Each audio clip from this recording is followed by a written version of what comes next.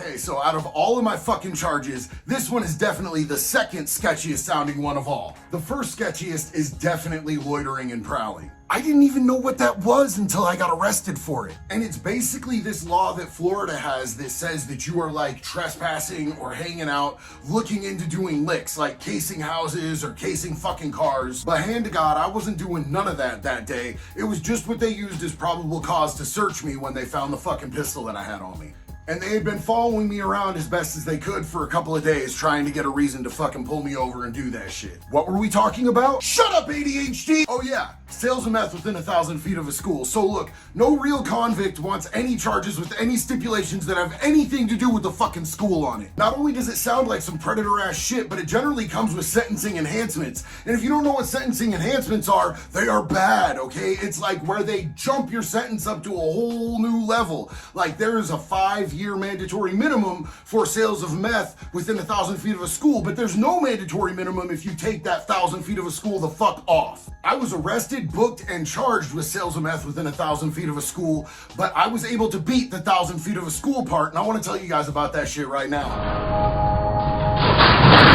So let me give you a little background on this. First of all, I was selling dope to somebody I absolutely should not have been selling dope to. First off, because meth is awful and it does terrible fucking things to people, don't sell meth. It's a bad fucking deal. But secondly, and most importantly, because my dog didn't trust this motherfucker. I had the same service animal for 13 years, and this dude was the only person that she never warmed up to. Like, she didn't like him. Each and every fucking time she saw him, she would fucking put her heckles up and at this motherfucker. I never had any business doing business with this dude. If my dog don't like you, I don't like you. Sorry, get on before you get shit on, son. But I fronted this dude a fucking quarter ounce, right? It wasn't a big deal and I could afford to lose it. I just didn't think that the dude was gonna do me dirty, and I kind of felt disrespected when he blocked my fucking number right after he left my hotel. I got a call from a homie saying that this dude was trying to sell dope, but telling her, just don't tell JD, which is the first fucking thing she did, of course. She called me and told me, and I'm like, yo, really? Set up a buy, homie. I'll make it worth your while. So she set up the buy, and we met this dude in a hotel parking lot. He didn't see me in the fucking back seat of the fucking car,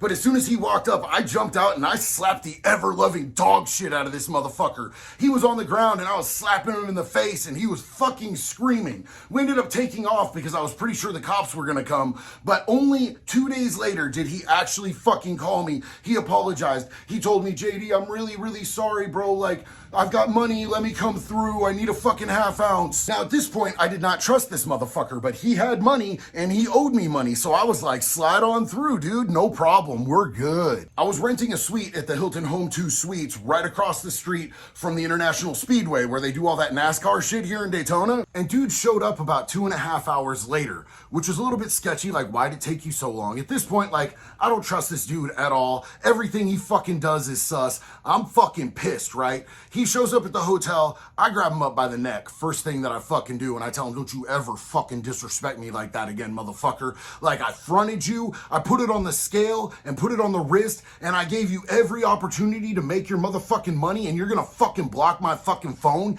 punk ass bitch. So now he's apologizing, he's backpedaling, he's pulling tears, he's doing every fucking thing he can to get out of this shit, right?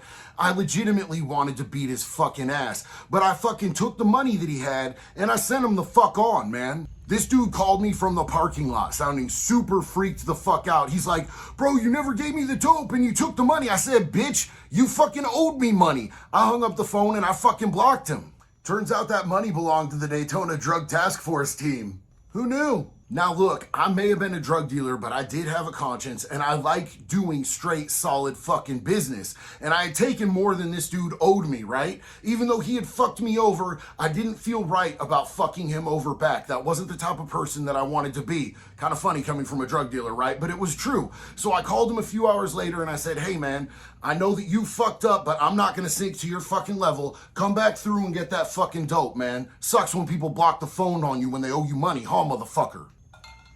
He showed up like 4 hours later. Like, why does it take you so long to get there? You wanted dope. I got your dope. Why does it take you 4 fucking hours? A motivated tweaker will be there in fucking 10 minutes. It doesn't matter if you're in another fucking state, right? So at this point, I'm really fucking sketched on this dude, man. He's acting sus as fuck with his timelines and his fucking behaviors. So I grabbed him again and I told him, look, man, if you're trying to do some weird, sketchy ass fucking buy on me, bro, like if you turn me into the motherfucking police, if I get wrapped up on some fucking trafficking charge because of your little bitch ass, they're gonna give me fucking 15 to 30 years. I'm old as fuck and I'm not doing 15 to 30 years. That'll be the death of me. So if I catch wind that you're trying to do that punk ass bitch snitch shit to me, I promise you I will end your life. I will consider it self-defense and I won't have a single fucking feeling about it. You fucking understand me? He started to stutter. I slapped him in his fucking face. I said, do you fucking understand me? What I didn't know is that he had a cop's hidden video camera on him and the police got all of that on tape, which became evidence in my case.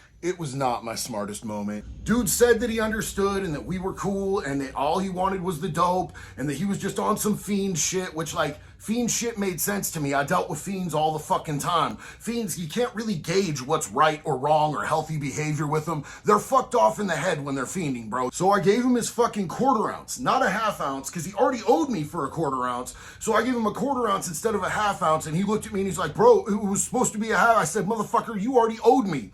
I pushed him the fuck out of my fucking hotel and told him to get on. Now that quarter ounce to half ounce difference ended up saving my entire fucking ass because it turns out that 14 grams is fucking trafficking for meth here in the state of Florida. 7 grams is not trafficking. That's just a sale. I didn't really see or hear from this dude for a while, man. I went about my motherfucking life. I started doing more fraud than selling dope because I felt like it was getting really hot on the motherfucking block with that fucking slang and shit. And I kind of changed tracks. I ended up going down to Port St. Lucie, getting busted, getting fucking bonded out, and I was doing really good, man. Like I was in recovery, I was working, everything was fucking slick until one day the SWAT team showed up at my motherfucking door. Now, I was staying at a female's house, man. Like, she was my homegirl. She had signed my fucking bond, so it was in her interest to make sure that I was doing good because she had to put up her fucking house against my fucking bond, right? It was that serious. It was a high-level fucking bond. But the room that I was staying in was fucking Barbie ass pink, man. Like a bright ass fucking girl's fucking pink because it was her spare room and she had just done that shit, right? So when the SWAT team came in, that was a room they didn't really pay attention to. We had a guest room that looked way more like a dude's room. They focused on that the entire time. She told him, he's not fucking here. I don't know what you fucking want. He's not fucking here. All the while I was in my fucking closet, my pink ass fucking closet, underneath a bunch of dirty fucking laundry, hiding under my fucking chonies with dirty socks and underwear on my face. It was dusty as fuck, bro, but they slid right through, right out, and fucking right back out the door within like 10 minutes. Now, I didn't know what these new charges was. All I knew was I felt more comfortable getting the fuck out of town until I could figure that out, talk to my bondsman, put the money up, and pay the bond so I could just do a fucking walkthrough and not end up stuck in that fucking county jail any longer than I needed to. On my way out of town, I got a call from my fucking sponsor, and he said, dude, you were doing so good. I'm so disappointed in you.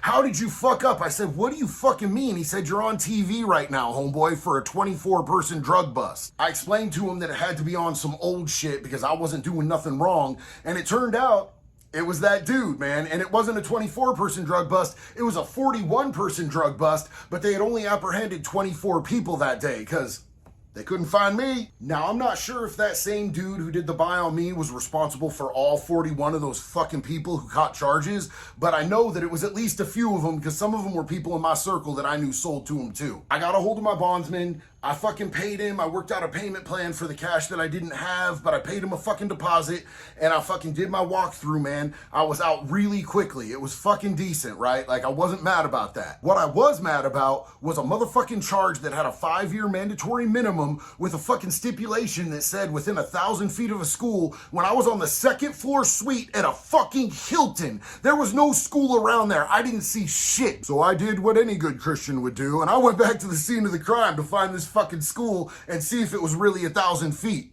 I found this tiny ass little fucking daycare that they considered a school, so I got on Google Maps and I checked the fucking distance and it said that it was over a fucking 1,000 feet by like a decent ass fucking amount. And what you gotta realize is that a lot of the times, the cops will just write that shit down because they expect you not to fucking know. They expect you not to do the fucking research. They expect you not to have the means to be able to fucking stick up for yourself, to prove that shit, to advocate for your fucking self and your fucking life and your fucking freedom. Cops do that shit, I promise. They just Googled some shit and fucking wrote it down on the paperwork, and if I hadn't known better, I would have fucking gone upstate for 5 fucking years on that goddamn charge. But what did I do instead? I Googled private forensic detectives in my area, and I found the best dude, man, the one with the best qualifications. He had been a detective for fucking 20 years in New York. He had worked homicide, he had worked narcotics, and now he was working in the private sector. I paid this dude $560 to go down there and scientifically measure 4 different fucking ways what the distance from property line to property line was and write up a report for me. It turned out it was 1,044 feet. That's not a lot over 1,000 feet, but bitch, I only needed an inch. His report was fucking flawless, bro. Like, it was to the fucking letter professional. I took that to the fucking state's attorney through my public defender, and she was like, look, we're gonna drop the 1,000 feet of a school, man. Like, it's just a simple fucking sale now. It's not that big of a deal. There's no mandatory minimum. Fuck, we'll figure this out. Now, on all that is real shit in this motherfucking world, I am telling you, I do not encourage criminal behavior. But if you're gonna be a fucking criminal, you need to know a little bit about the fucking laws. You need to know how to fucking advocate for yourself. And you need to know how to double check the fucking police work if you get a fucking 707 on your ass. And that's why I felt like this video was so important to make, bro, because the police will just run whatever they want. And it will come down to the word of a fucking drug dealing fucking convict or a fucking police officer, unless you have the knowledge and resources to be able to advocate for yourself. 9 times out of 10, if you have a public defender, you're going to fucking prison, buddy. There's no way that you were gonna get a fucking PD to fucking send a private forensic detective down to check all fucking distances. They might have the best intentions, bro, but their caseload is so fucking overwhelming that they cannot get that type of shit done. They also don't have the fucking funds or the resources to make that shit happen. So you have to pick it up. If you want your fucking freedom while you're a goddamn criminal, it's up to you to make sure that you do the fucking follow-up work when you catch a case. I have seen so many motherfuckers get railroaded, and I fucking hate it, man. I hate seeing people get done dirty on fucking cases because they didn't know and they weren't willing to put in the time or the effort or the cash to try to make themselves be in a better fucking position to fucking win. One of the main things that's one of my pet peeves with criminals is they will be out there committing crimes and not even know the state fucking laws, not know about sentencing fucking grids or point systems or any of the above, but they're out there fucking risking their fucking freedom. Just understand that when it comes to real crime, this is not a fucking game. And if you're out there halfway doing things, you're gonna all the way go to fucking prison. Don't fucking cry about it. You played a game, you fucking lost. It's our job not to get caught. It's the cops' job to fucking catch us. They just happen to be better than you that day. Shut up, ADD! What I meant to say is that I have been sober for over 3 years now. I do not commit crimes anymore because I don't want to go to fucking prison, man. Like, I'm too old for that shit. I don't want to shower with dudes. I don't want to eat the fucking slop on them fucking trays. I don't want to fucking sleep on them fuck-ass yoga mats, bro. I don't want to ask cops for fucking toilet paper. What I'm trying to say, but I'm ADHD as fuck, is, man, don't do the crime unless you're willing to do the time, man. And honestly, it's not fucking worth it, bro. I have 58 felony convictions and I have no problem going out and getting a job in a single motherfucking day. I've never had a fucking problem with that. I've only been turned down for one job because of my felonies in my entire life, and that's because it was a corporate job. I go after jobs that aren't corporate jobs. I get in front of a person, I look them in the eyes, I talk to them. If they ask me about felonies, I take full accountability and I tell them how I've changed my life, and I've never had a fucking problem. Get a job. They're good. They get you the money and they can't take it away from you. The feds don't raid your shit. You don't lose everything over and over again. And you don't have to look at dicks all day, every day, for fucking years. I have seen so many fucking peckers. Anyway, thanks for riding out on me with this one. I hope you laughed. I hope you learned something. I hope I instilled some sort of sense of civic duty, responsibility, and wanting to do better in your community. As always, if you like this video, if you have any questions, you can like my shit, you can comment on my shit, you can tell me to go fuck myself sideways, or you can subscribe. It's really all good to me. Any press is good press. I'll see you guys on the next one. One love.